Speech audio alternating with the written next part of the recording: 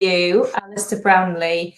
Now, this is slightly different to what we had scheduled. We were going to be speaking to Alistair and Jonny, but we're having a few technical issues, so hopefully we can get Jonny on a bit later. So hello to you, and thank you for joining us today. And hello to Ali. How are you today? Yeah, I'm really good, thank you. Enjoying the sunshine, which is nice. Cool. And whereabouts are you today? I'm at home in just North Leeds, and nice. Very good, very good. And I heard that you haven't been in Leeds kind of until quite recently. So you were training in New Mexico, was it? So when did you come back, and how was your journey back? Yeah, I've lost track of weeks. I think like lots of people have. But yeah, I think probably 4 weeks ago, we Jonny and I were training at altitude in New Mexico. You know, effectively we thought the Olympics were on, and we were training as hard as we could. And yeah, we heard the Olympics had got postponed, and we also heard that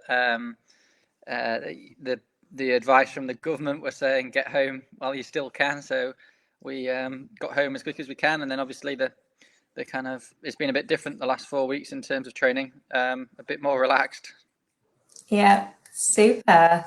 So just before we go on with questions, I'd just like to say that we are open for questions from all you guys watching out there today. So if you guys have any questions for Alistair or Jonny, if he can join us, then do get them coming in, and we will get through as many as we can. So just while we're sort of waiting for some questions to come in, I know Tokyo 2020, it's been postponed, and that was one of your big goals. Was that the big goal for the year, I'm assuming? Yeah, that was the big goal this year. There was quite a lot, to get there. I had to qualify, and it definitely wasn't a dead cert, but yeah, that was my goal, and yeah, obviously a big race in the end of July, but that's all changed now. Okay, so how are you kind of feeling about the postponement and how that's affecting your year? Will you go for any other races later in the year, or like what's changed in your schedule now? Well, I mean, obviously the schedule's gone completely out the window. I had a very strict schedule in the lead up to the Olympics in terms of camps, training at altitude and on training camps, really trying to get as fit as I can and prepare for the heat. But also racing, I haven't done a lot of short distance World Series racing, so I was going to try and do some of the short distance World Series racing, obviously to qualify for the Olympics and show myself that I could be competitive at Olympics level again. And so I was actually supposed to be racing Bermuda. I think that was in last weekend, one of the legs of the World Series, then Yokohama, then probably in Leeds, and then moving on to hopefully the Olympics. And obviously all that's out the window now. In terms of training, I am training. I'm not training super hard. I'm just kind of ticking along, as it were. I'm looking at an endless pool in my garage that's about just a few meters from my front door, so that's great. And running and biking, as I can, I guess within the rules, and doing stuff indoors. So yeah, I'm ticking along, and the body's good, and I'm fit and healthy, but with no races on the horizon, it doesn't make sense to train too hard. Okay, so this endless pool in your garage. Tell us about that, because I don't quite know how those work. That sounds quite interesting. Yeah, it's basically a treadmill for swimming on. So an endless pool. I'm sure lots of people are familiar with it. And you stay still while the water around you moves. You can change the speed up or down to make it harder or easier for you. And it's just it's great. I mean, it's like 4 meters long, but it means you can do proper hard swings. So to mimic the routine that I would do, normally normal training, because I've spent my entire life getting up pretty much to go swimming in the morning. To mimic that routine, I get up and I'm swimming at 8 a.m. in the morning. And just instead of getting in the car and commuting to the pool, I'm walking out my front door and over the drive to the garage. So that's a bit different, but it's I've got quite into it. I'm quite enjoying it. Yeah, so you can train anytime you want, really. You don't have to get those early starts, but I assume you're sticking to a routine. Yeah, I can train anytime I want. I do think it's really important for me to stick to a routine, though, because I've spent my life having a routine, and I think it's quite important to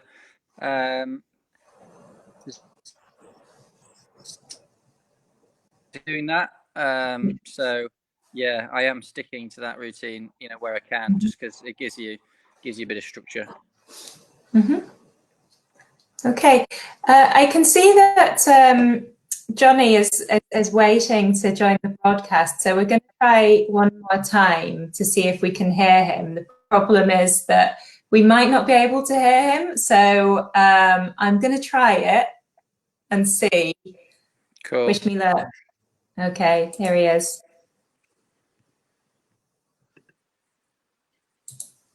Hello? Can you hear me all right? I can hear you. Welcome. Hello. It's nice to be here. Hi. Good to have you here. So for anyone watching us on Facebook Live that's just joining, so we've got the Brownlee brothers, we've got Ali and Jonny here now, and you can ask them anything you want to. So just put that in the comments below, and we'll get around to as many questions as we can. And if you know anyone that would like to see this that maybe doesn't know, just give us a like, give us a share, let people know what's going on here, and hopefully we'll get some great questions from you. So just before I go on to the questions from the audience, Jonny, we were just talking about kind of training during lockdown now that you can't get to the pool, you can't get to the gym. What sort of setup do you have at home? My setup was set up for a kind of a heat chamber kind of situation, because I thought, obviously, my main aim for the year was racing in Tokyo. So in my conservatory, I've got a treadmill, which I'm very, very fortunate to have, and a Wahoo kicker and my bike on there. So I can Zwift race on there. I can run on my treadmill, and so I'm very, very fortunate that I can bike and run from home. I can't obviously swim from home. I'm not as fortunate as Alistair, but it's a good enough setup to get me through the next few weeks anyway. Okay, so I've got some questions coming from the audience, and I think I'm going to ask you this one, Jonny, just because I think we covered a little bit with Ali. Paul Markham wants to know, how have you adapted your focus with the cancellation of events? So are you just ticking over, or are you working to a particular schedule with specific sessions? Well, it's the first time in about 15 years for me that I've not had a race coming up in the next few months, so it's kind of strange. I've tried to take this period as a kind of a bit of a fun period. I like routine. I'm a very routine person, so I've tried to keep that routine during my week. So a reasonably hard Tuesday run session, a reasonably hard Thursday bike session, and then a reasonably hard run session on Saturday morning as well. So, because I think routines are very, very important throughout this period. And when I came back from America, that's actually what I struggled with for the first couple of days, because I'm so used to every Tuesday morning getting up and going for a swim. So I wanted my routine, but at the same time, I've tried to do things a little bit differently. So obviously I can't go to the track on a Tuesday night. So I've used just local loops around close to my house in the forest, and not try to get too focused on times or pace, and just enjoy training for a little bit. I've done a little bit of cross bike racing, cross bike training, and a little bit of mountain biking, and just trying to do different things. Mm-hmm. Are you enjoying the variety now you're not sort of focused towards events? Yes, I am. I'm trying to see the fun side of it all. You know, like I said, it's the first time in 15 years that I haven't had an event coming up, that I haven't had one of those days where I'm counting down. You know, I've only got 3 run sessions to go until I'm racing again. So there's a high pressure in every run session. I've enjoyed turning up and just getting my training done and just doing it for fun, rather having too much pressure. And I've actually enjoyed it. It's been really sunny, which has helped a lot. Yeah. It meant that every time I've gone outside, I've enjoyed going outside even more. So yeah, I tried to make it really fun. Excellent. So I'm going to ask both of you this question from George Perez. I'm going to ask Ali first because you've obviously got the endless pull, which is a massive advantage in the swimming. But what piece of equipment or kit would you like to own but you don't already? Is there something missing? Well, I'm very, very lucky to own most triathlon sports kit that I could possibly want. I've been looking into getting an electric bike for fun as much as anything, basically to be able to go out and hit the downhill trails a bit without having to pedal uphill on my easy days. So Friday actually is not my easy day. Thought of going out this afternoon and just going and enjoying some of the trails on a bike and not having to do too much pedaling sounds good. So yeah, I'm going to get an electric downhill mountain bike from Scott. So yeah, that's pretty much it at the moment. Sounds fun. Yeah. What about you, Jonny? I want a pull. An endless pull would be perfect for me, I guess, especially in these times. So I can just go out my back door and go for a swim. Yeah. If only you could just go around to Ali's house. Yeah. Do you train together often, or do you tend to sort of do your own separate training? Well, when we're in normal times, we train together all the time. So we probably do 95% of our training together. And even when Alistair was having a couple of different years doing 70.3 training, we still did a lot of training together because my training involves quite long miles and, you know, a 4-hour ride. We still do that together. Every single swim session, we do that together. But because Alistair's been focusing on Olympic distance racing for the last 6 months or so, we've pretty much done every session together. So every run session and every bike ride, pretty much, apart from the easy ones. And then every single swim. So yeah, we do lots of our training together. Do you still meet up on Zwift? Yeah, we do. We've done a couple of Zwift races, and we've done that a couple of times.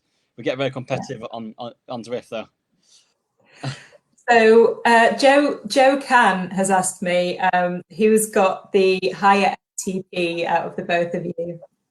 Alistair has, but he's slightly heavier. Okay. So just going back to audience questions, we've got a question from Neil. So far Kona, I think, is still on. So that's Neil Hastings, sorry. Is Kona still a target for you? I don't know. Was targeting Kona? Were both of you, or? No, well, just me. So my plan was to try and obviously race in the Olympics in July, and then go and race in Kona, which is in October. And obviously that was going to be a tough turnaround anyway. At the moment, yeah, I'm actually trying not to think too much about racing, and because we just don't know. You know, Kona is still on, but it could be not on. There could be other shorter distance races before then. There could be other stuff after then. We just don't know. So yeah, I'm not trying to think too much. But if Kona is on this year, definitely I'll be there. So I've got a question for both of you. So I'll go to you first, Ali. So Ashley Lofery, I'm sorry, I probably butchered your name, Ashley. I apologise. What have you been watching or listening to in lockdown? I've been reading quite a bit. I what did I read? I read a book called Bad Blood or something like that. That was good, about a startup that went wrong, fraudulent startup in California. And I've been reading something called, I think, Papillon, which is a book about a French prison escaping. Okay. What about you, Jonny? Having the time to read. I spent a lot of time watching the Amazon Prime series All or Nothing. There's different ones about different sports, sports clubs. So I watched the All Blacks one and the Sunderland football one. I'm a massive football fan, so I've really missed not having much of a football season. So that was my little bit of football fix. What team do you support? I'm a Leeds fan. Ah, same as my brother. Good for him. Good choice. Brilliant. So we've got a question from Helen Passy. Thanks for tuning in, Helen. And don't forget, people, if you want to ask a question, just pop it in the comments below. And don't forget to like and share as well. Let people know we're here. Okay, so Helen Passy, she's got a Thomas is 12 next week. I'm assuming Thomas is related to her in some way. So Thomas is 12 next week and trains in triathlon. He wants to know what your diet is a week before a big triathlon. Normally our diet's pretty similar all the time. We both kind of believe that everything in moderation is good and you should be consistent and just try and eat a generally healthy diet that we all know about. So plenty of fruit and veg, probably a bit more protein than eat normal because that's important for recovery. And so a bit more chicken and red meat than normal people, but try and eat plenty of fruit and veg as well. Not too many like processed raw kind of carbohydrates and stuff. Specifically the week before the event, just try and eat healthy and well, really. Nothing specific, but especially the day or two, anything that might upset your stomach, and that's really individual to everyone. There's nothing massively that upsets my stomach, but obviously I just stay away from spicy food, like really creamy food, anything that has a potential, and fish for me. But I think that's personal, and you've just got to learn over time what works for you. There isn't, I don't think, a massive amount of rocket science to it. It's just about being sensible and experimenting a bit. Okay. Hope that answers your question, Thomas. I think you've got a good few years to work out what's working for you, and good luck with your triathlons. It's brilliant.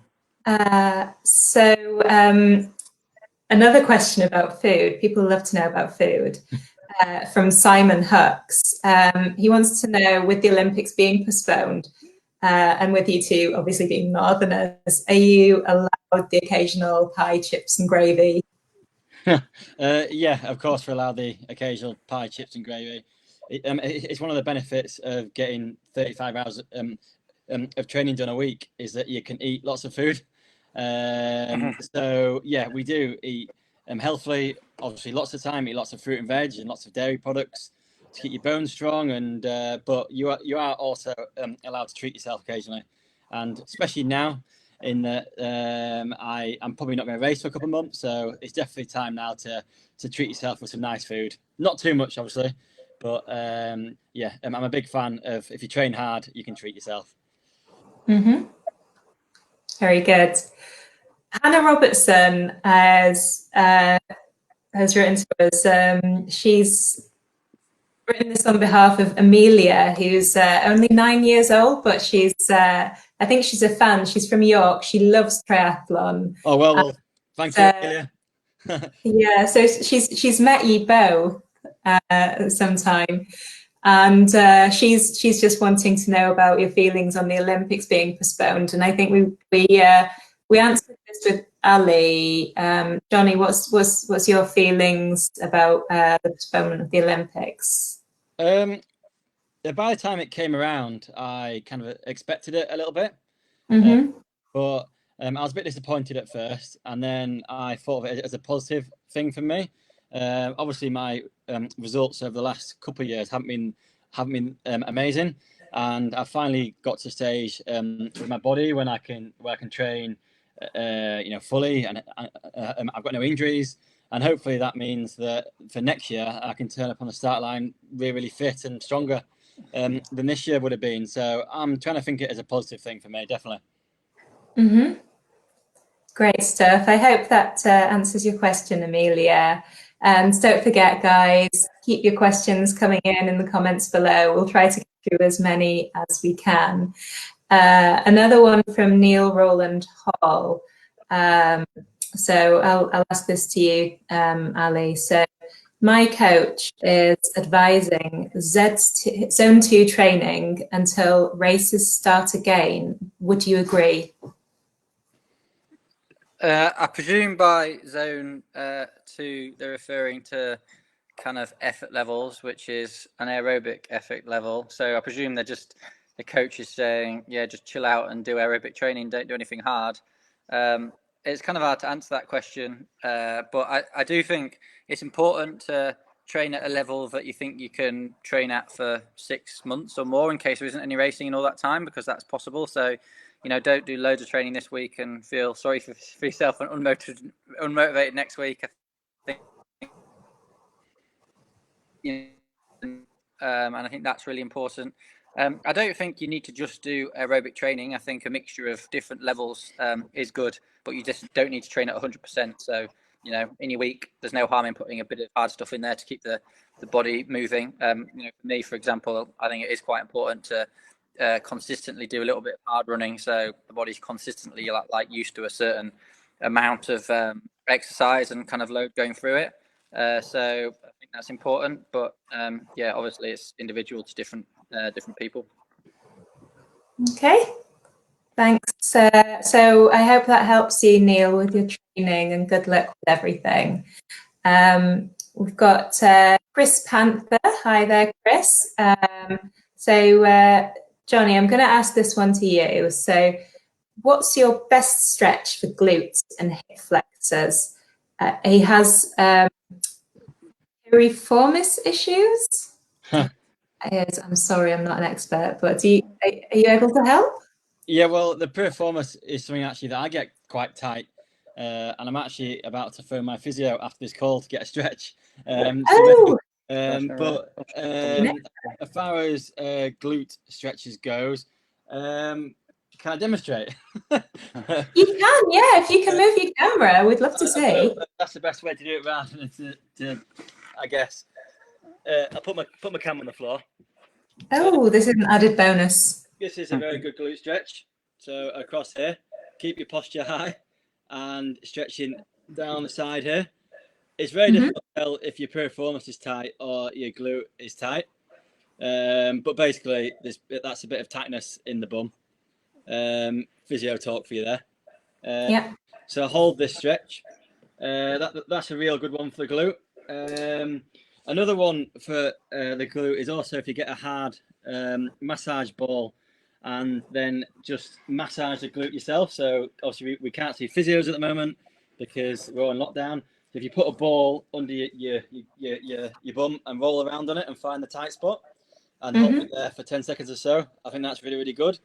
And for a hip flexor stretch, I quite like doing this one. So you can use a bed or a sofa and you put one leg up like this, if you see okay, and then stretch forward like that.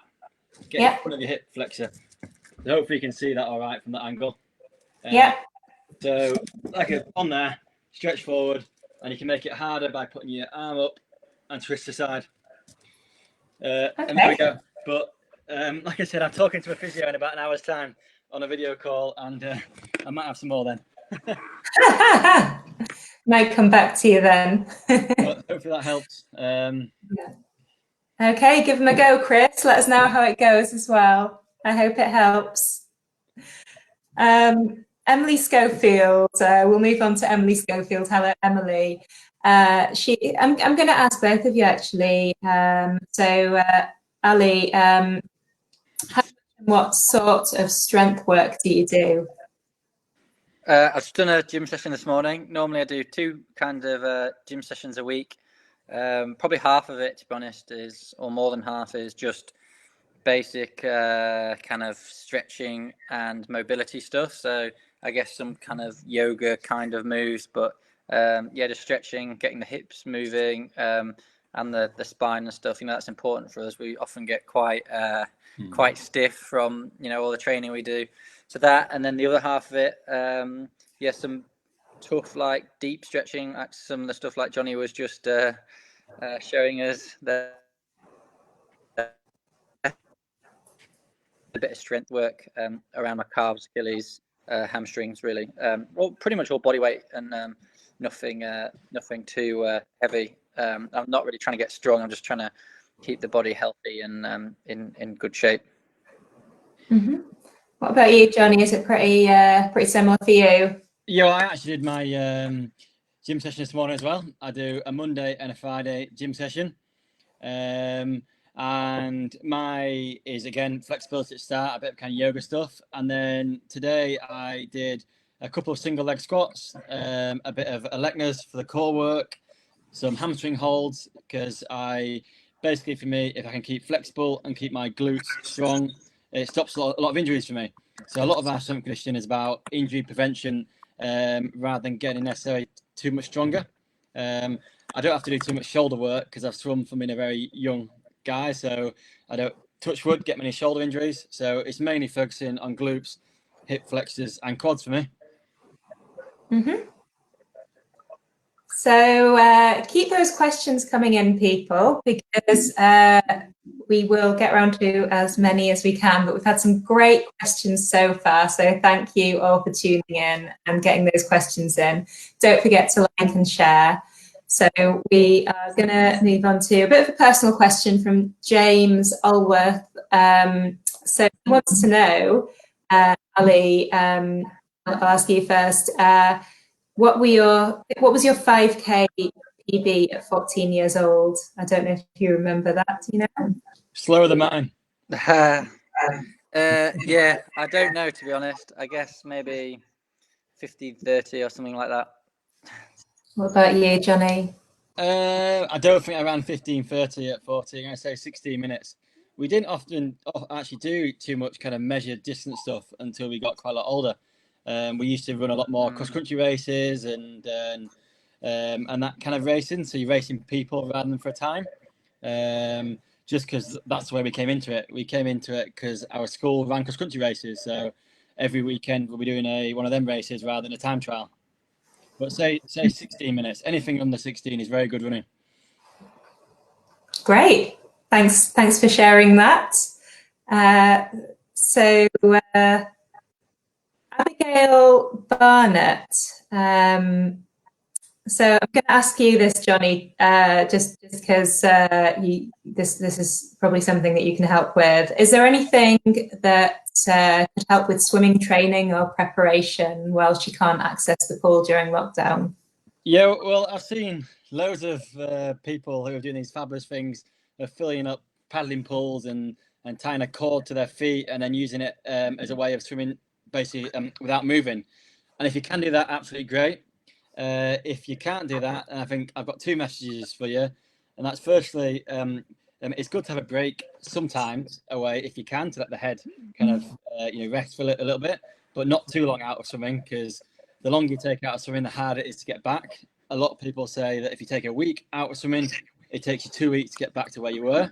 So my advice to stop that is to use stretch cords. So basically you can have some very sophisticated stretch cords, which are designed just for swimming, or you can have a band with a little bit of stretch in it and you tie it around a doorknob or something and you can replicate a swimming stroke. You can go on the internet at the moment and see lots of different people showing you that.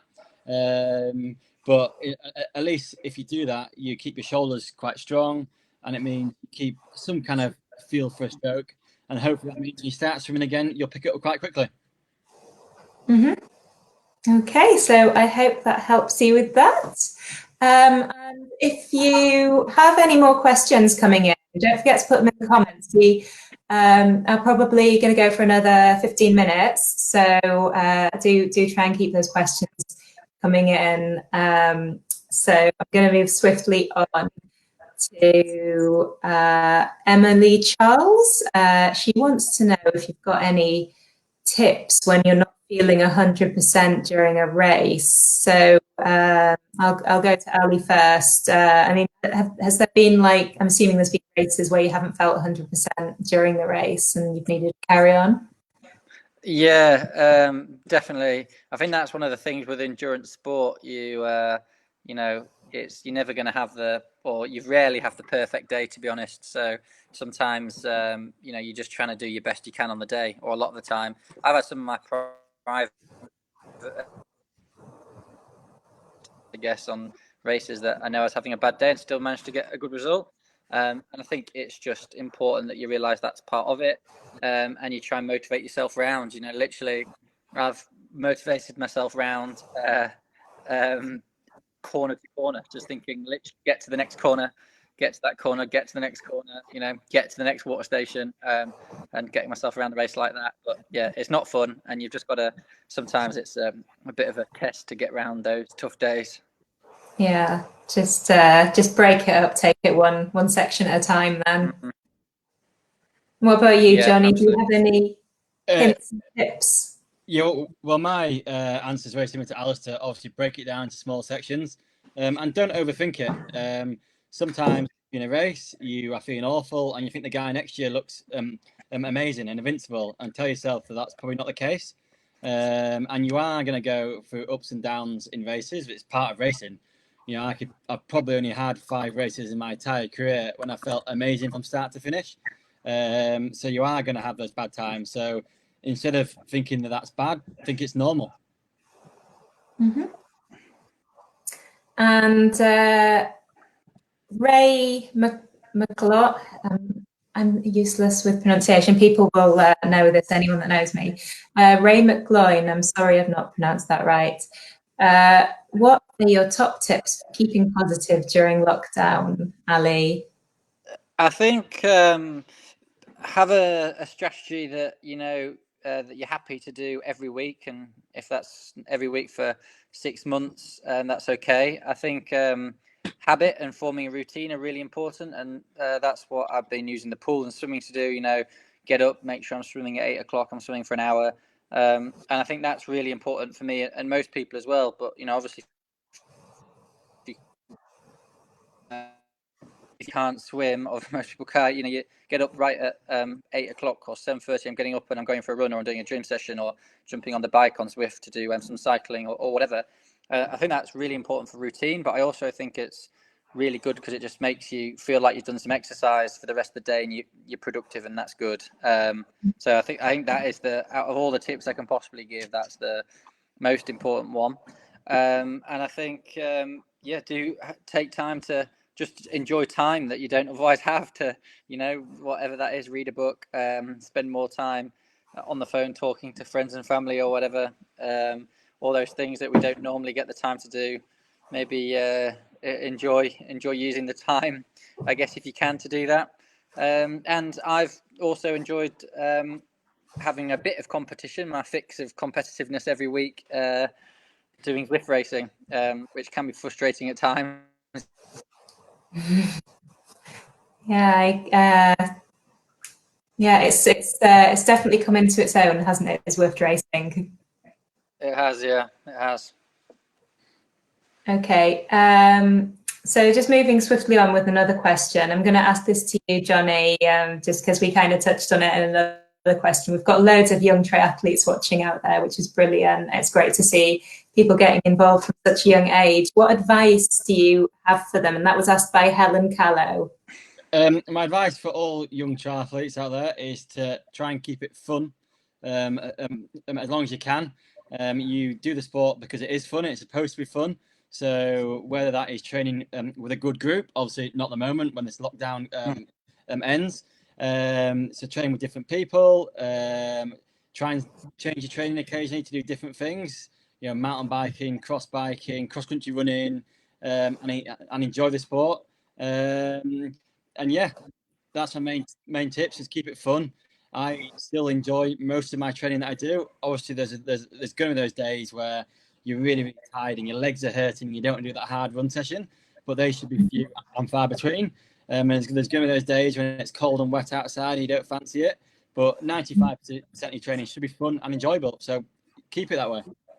Yeah, that's absolutely great advice. So I hope that helps any of you guys watching out there that are just starting to get into tri. So I'm going to ask a question from Mark Elflet, because he has a half Ironman coming up this August. He's always trained in a group and he's finding it very hard to go alone.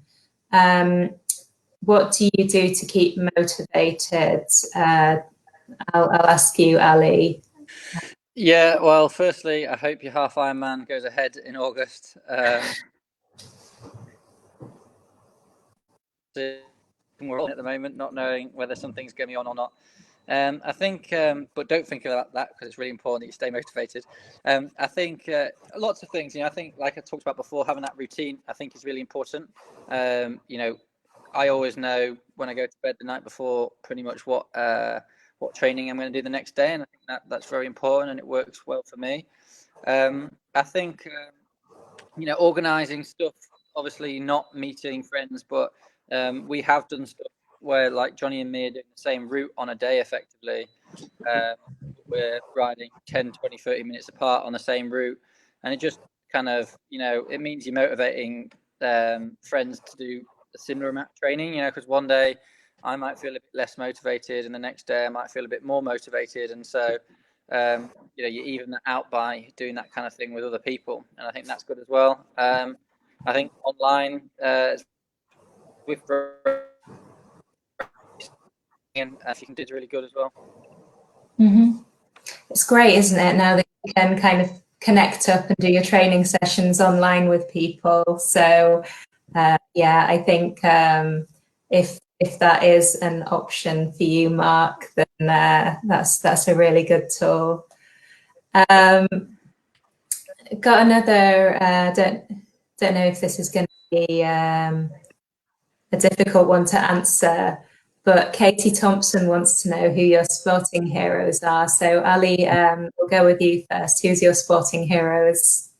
Yeah, this is always a bit of a funny question for me, because I wouldn't say I kind of had big heroes growing up. I think I definitely followed sport and loved watching Haile Gebrselassie. And as I was growing up, Lance Armstrong was dominating the cycling, but obviously then came out many years later. So at the time, he was a big one. But yeah, I think they're great Ethiopian runners, and Gebrselassie and Bekele, and I was there on the side of the road when Paula Radcliffe broke the marathon world record in London. So yeah, I think that. But really, I think the people who had the biggest impact on my career were the people that were close to me. The friends that I went cycling, running with, the teacher at school who took me out running training, the coach at the swimming club who really kind of pushed me on and encouraged me to do triathlon. Those are the people that really inspired me to do sport. What about you, Jonny? Well, I think inspirations are stronger when they're closer to home. So Alistair was my big inspiration growing up. I hate saying that. It's lovely. But I remember, for me, the big moments were Alistair qualifying to represent Great Britain for the first time and coming home with his kit. And then I remember Alistair becoming world junior champion in 2006 in Lausanne. And I was thinking, wow, I can do that as well. And then I was in the crowd when Alistair was racing in Beijing in 2008 in the Olympics, and seeing your brother qualify for the Olympics and then be very, very competitive in the Olympics and was leading at about halfway made me believe that I can do that as well. And I don't think I would have believed that if Alice wasn't around, because I grew up thinking that sportsmen were incredible people and I couldn't be one of them. I would never go to the Olympics, but then seeing your brother do it makes you believe you can do it as well. That's a great answer. Thank you. I'm sure Ali appreciates it as well. Okay. We're getting lots of haircut questions. Alistair. Yeah. need a haircut. You're right. Are you going to try it yourself? Are you going to try to do a DIY? I think I'm days you off are as doing well. that, yeah. How are you managing, Jonny? Have you taken the plunge, or are you going to do it? No, I bought some clippers, and my girlfriend was going to give it a go, but she panicked and decided not to. I just had to neat it up slightly before this interview because it's getting a bit bushy. I think we're all in the same boat. And you're kind of dark as well, like where you're sat, so we can't tell. Oh, tactical. So I'm just going to go with another couple of questions, just because we've just got a few minutes before we're going to wrap up. So I'm going to ask one from Becky Beaumont, and again, this is for both of you. So we'll go with Ali first. What's your favourite moment from your career to date, and what has been the most challenging moment? Favourite moment from my career, you said there? Yeah. Yeah, well, it's impossible to choose between the Olympics, winning the Olympics in London and Rio. Obviously, two massive moments, an absolute dream come true for any athlete, and they were very, very special. I think my most difficult moments have all been related to injuries, where I've had a really tough time and that struggled. I think particularly probably an injury period of time when I had injuries after the in 2017 and 18, where I just had one injury after another, and I was pretty close to retiring. Really, just fed up with it all. Mm-hmm. Yeah, it must be quite tough, I guess. You bounced back, didn't you? Yeah. So, Jonny, same. Yeah. I think my two proudest moments have been firstly crossing the finish line in London 2012. Obviously, a home Olympic Games and all the pressure, and to win a medal as a 22-year-old. And one of my other proudest moments was the Edmonton World Series last year, when I won a World Series for the first time in a long, long time. And that was good because I kind of doubted myself a lot, whether I could get back to that level again. So that was amazing. And my two kind of hardest moments have been, again, like injury. I got a femoral stress fracture in 2015 when I was the fittest I've ever been, and I was probably favourite to win the World Champs that year.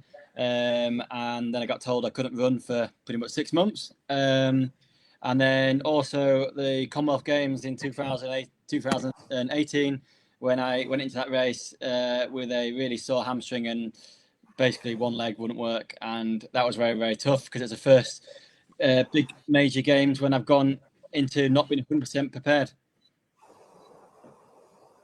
Okay.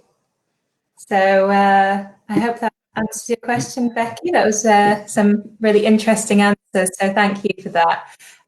So I think we've come to the kind of end of the broadcast today. So I'd like to thank you both.